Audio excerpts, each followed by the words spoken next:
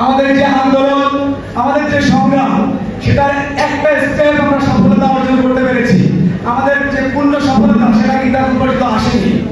আমরা শুধুমাত্র খুনি হাসিনাকে বিদায় করতে পেরেছি, কিন্তু খুনি হাসিনা এই দীর্ঘ 15 বছর সময়ে যে ফেসিবালিক ব্যবস্থা কায়েম করেছে সেটার বিলোপ কিন্তু এখন পর্যন্ত হয়নি।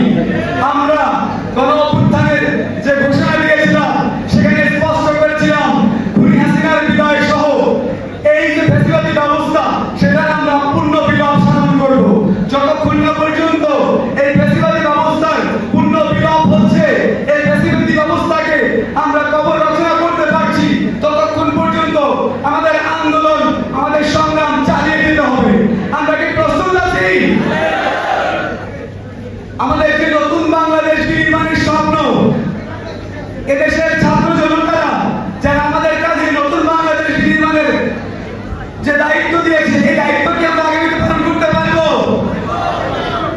আপনারা সকলেই জানেন যে 5 আগস্টে বিপ্লবের পরে একাধিকবার আমাদের এই বিপ্লবকে ব্যর্থ করে দেওয়ার জন্য একাধিক গোষ্ঠী চেষ্টা চালিয়েছে। আমাদের এই আন্দোলনকে ব্যর্থ করার জন্য আমরা আনসারের বিদ্রোহ দেখিনি, আমরা বিচার বিভাগের উপর করার চেষ্টা দেখিনি, আমরা ভারতের প্রতি সন্ত্রাস দেখিনি। এই সবগুলোকে আমরা একত্রে মোকাবেলা করতে পেরেছি। আগামীতেও কেউ যদি এই ধরনের ষড়যন্ত্র করে, এই ধরনের অপচেষ্টা চালায়, এই পরাজিত শক্তি তারা যদি আবার ষড়যন্ত্র করে, আমরা কি মোকাবেলা করতে পারবো? আমরা কি একত্রিত থাকবো? আজকের এই যে সমাবেশ, এই যে বক্তব্য, এটার একমাত্র কারণ হচ্ছে আমাদের সকলকে সুসংগঠিত করা, আগামীর যে কোনো ধরনের চ্যালেঞ্জ মোকাবেলায় একত্রিত থাকা। আমি বারবার একই কথা বলছি, আবারও বলছি, আমাদেরকে একত্রিত থাকতে হবে। যদি আমরা একত্রিত থাকতে পারি, যে কোনো ধরনের চ্যালেঞ্জ আমরা মোকাবেলা করতে পারবো। ভারতীয় আধিপত্যবাদ সহকারে এটা যে আওয়ামী ফ্যাসিস্ট যারা আছে, যে প্রেতাত্মারা এখন দেশে আছে, তাদের উপর আমরা ইচ্ছা আলোচনা করবো। আপনাদের এই কুলাউড়ায় এক বোনকে কিছুদিন আগে ভারতীয় বিএসএফরা হত্যা করেছিল। আমার সেই বোন স্বর্ণরানী দাস, পাশাপাশি গত 2 দিন আগেও জয়ন্ত সিংহ রায় নামে এক ভাইকে সীমান্ত হত্যা করা হয়েছে। এই যে আমার ভাই বোন দুইজনেই কিন্তু হিন্দু ধর্মাবলম্বী ছিলেন।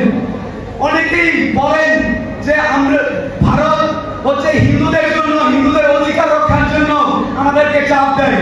তারা যদি হিন্দুদের অধিকার রক্ষার জন্য, হিন্দুদের নিরাপত্তার জন্য এই সব করতো, তাহলে কি আমার এই হিন্দু ভাই বোনদেরকে তারা মারতো? তাহলে ভারতের উদ্দেশ্য স্পষ্ট, তারা এদেশকে সহ্য করতে পারছে না। আমাদের যে অগ্রগতি, আমাদের যে মুক্তি, তারা এটা মেনে নিতে পারছে না। যার ফলে এই ভারতীয় ফ্যাসিবাদের বিরুদ্ধেও আমাদের সর্বদা সচেতন থাকতে হবে। আমরা ভারত বিরোধিতা করতে গিয়ে কখনো ভারতের জনগণের বিরোধিতা করব না।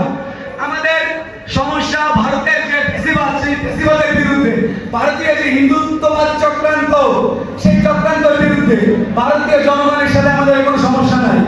আমরা ভারতের সাথে সুসম্পর্ক বজায় রেখে নিজেদের দুই দেশের স্বার্থ সমানভাবে রেখে আমাদের সম্পর্ক আগামী দিকে এগিয়ে নিয়ে যেতে চাই।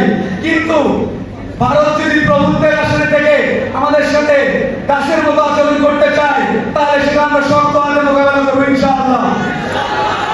ভারতীয় আধিপত্যবাদের বিরুদ্ধে শহীদ আবরার যে লড়াই শুরু করেছিল, সেই লড়াই এই বাংলায় যতদিন থাকবে ততদিন পর্যন্ত সেই লড়াই অব্যাহত থাকবে ইনশাআল্লাহ।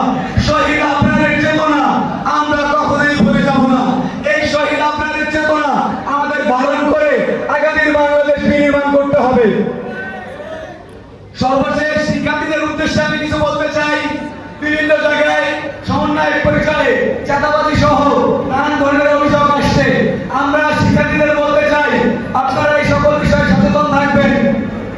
আপনাদের কাজ পড়াশোনা করা। যখন কেন্দ্র থেকে ডাক আসবে, কেন্দ্রের ডাকেই আপনারা শুধুমাত্র মুভমেন্টে আসবেন, মাঠে আসবেন। এছাড়া আপনাদের কাজ হচ্ছে পড়াশোনা করা, নিজেদের মাঝে সম্পর্ক উন্নয়নে কাজ করা। আপনারা কারো প্ররোচনায় কোনো বিষয়ে অহেতুক আন্দোলনে যাবেন না। আপনারা ক্যাম্পাসে থাকবেন, প্রত্যেকটা ক্যাম্পাসে